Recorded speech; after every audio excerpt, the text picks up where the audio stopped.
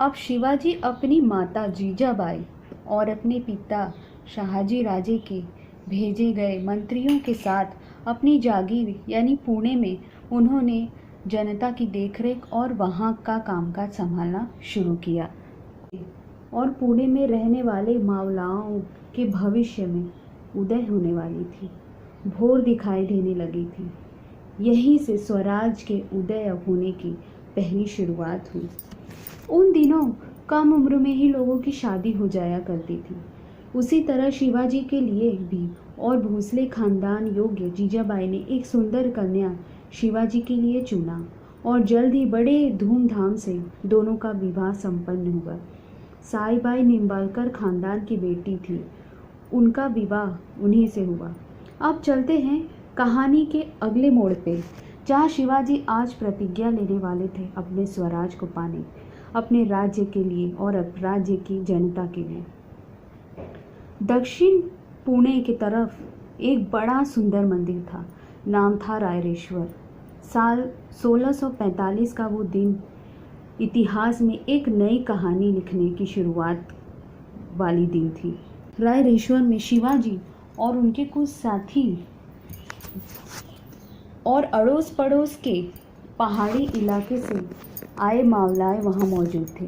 सब वहाँ रायरेश्वर में एकत्रित होते हैं। शिवाजी उम्र में बड़े ही कम थे अभी, पर उनके मन में कई बातें चलती थी, भविष्य के लिए कई योजनाएं चलती थी उनके मन में, जो कि आज वो सब साथियों के सामने रखने वाले थे। वो बोले, मेरे बाबा शाहजी राजे सरदार हैं बीजापुर के राज्य दरबार में। उनकी ही कहने पे मैंने पुणे जागीर का राज का संभाला है और सब कुछ ठीक ठाक और शांति से चल भी रहा है यहाँ, पर मैं अब भी खुश नहीं हूँ। उनकी बातें सारे मावला वहाँ जो मौजूद थे बड़े ही ध्यान से सुन रहे थे। शिवाजी आगे कहते हैं, क्या हम इन सुल्तानों की गुलामी ही करते रहेंगे? क्या हम हमेशा दूसरों का दिया ही खाएंगे? हम अपने ही राज्य में चारों तरफ राज्य विदेशी राज्य से घिरे हैं, जिनमें आपस में आए दिन लड़ाइयाँ होते हैं। इनके लड़ाइयों में, आपसी दुश्मनी में अपने लोग ही मारे जाते हैं, हमारे घर उजड़ते हैं।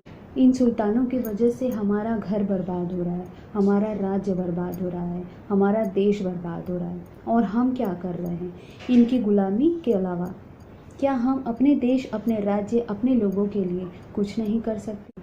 शिवाजी के बातों से, उनके सवालों से वहाँ मौजूद सभी लोगों में एक उम्मीद जागी, नए और सुनहरे भविष्य की।